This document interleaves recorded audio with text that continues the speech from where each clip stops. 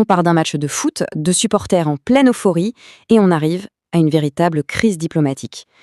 C'est l'histoire un peu folle qui se joue en ce moment entre le Sénégal et le Maroc. Comment est-ce qu'une victoire sportive a bien pu envoyer 18 personnes en prison et mobiliser les deux gouvernements au plus haut niveau? Allez, on décortique ensemble cette affaire qui, vous allez voir, dépasse de très loin le cadre du sport. Cette affaire dépasse le simple cadre sportif. C'est regrettable.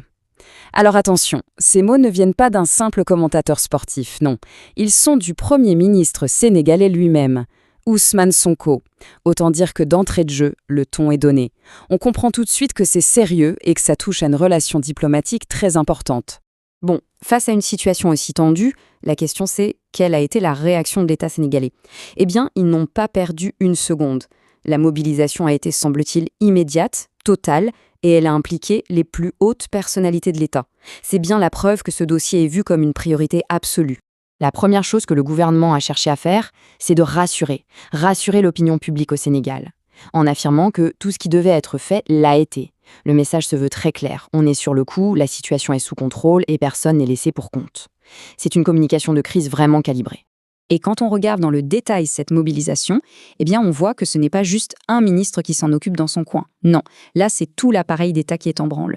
Du président au Premier ministre, en passant par le ministre des Affaires étrangères et celui de la Justice. Tout le monde est sur le pont. C'est ce qu'on appelle une réponse coordonnée.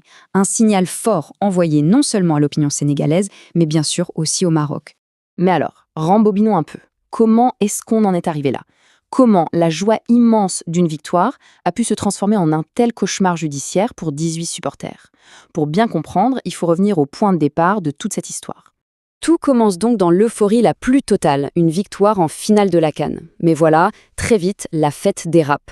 Des incidents éclatent après le match, et là, la réponse de la justice marocaine, elle, est immédiate et surtout très sévère. 18 supporters sont arrêtés, jugés et condamnés à de la prison ferme. C'est ce verdict, qui est jugé complètement disproportionné par beaucoup, qui va mettre le feu aux poudres et transformer ce qui n'était qu'un fait divers en une véritable affaire d'État. Le Premier ministre, on l'a vu, a choisi ces mots avec beaucoup de soin, regrettable.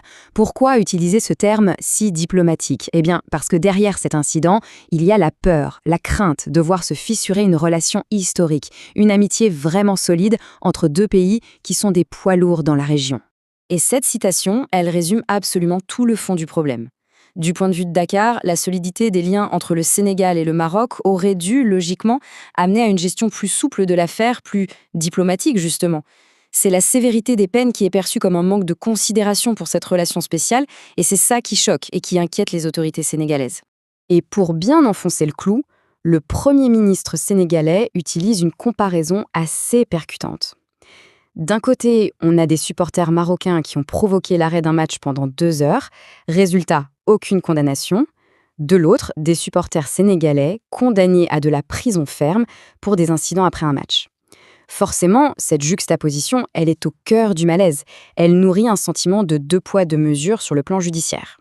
Bon, d'accord, les mots, c'est une chose. Mais maintenant, quelles sont les solutions concrètes? Comment sortir de cette situation? Le gouvernement sénégalais ne se contente pas de protester, il travaille activement sur 3 scénarios, 3 pistes très précises pour obtenir la libération ou au moins le retour de ses ressortissants. Alors, quelles sont ces 3 options sur la table? D'abord, il y a la voie judiciaire la plus classique, faire appel de la décision. Ensuite, il y a la voie purement diplomatique, demander une grâce, ce qui serait un geste politique très fort. Et puis enfin, si tout le reste ne fonctionne pas, il y a la voie plus pragmatique, un rapatriement pour qu'ils purgent leur peine au Sénégal. On a donc 3 stratégies bien distinctes, mais un seul et unique objectif, les ramener à la maison. Au final, cette histoire, qui aurait très bien pu rester une simple brève dans la presse sportive, devient un véritable cas d'école.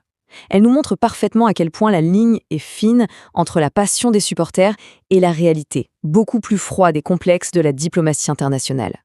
On voit comment, en un instant, tout peut basculer. Tout cet incident nous laisse donc avec une question de fond. Où est-ce qu'on place la frontière entre la passion du supporter et l'incident diplomatique? Jusqu'où peut-on aller au nom du sport, avant que ça n'engage la responsabilité de tout un pays? Une chose est sûre, cette frontière est beaucoup plus fragile qu'on ne le pense. Et c'est sur cette réflexion qu'on termine cette analyse.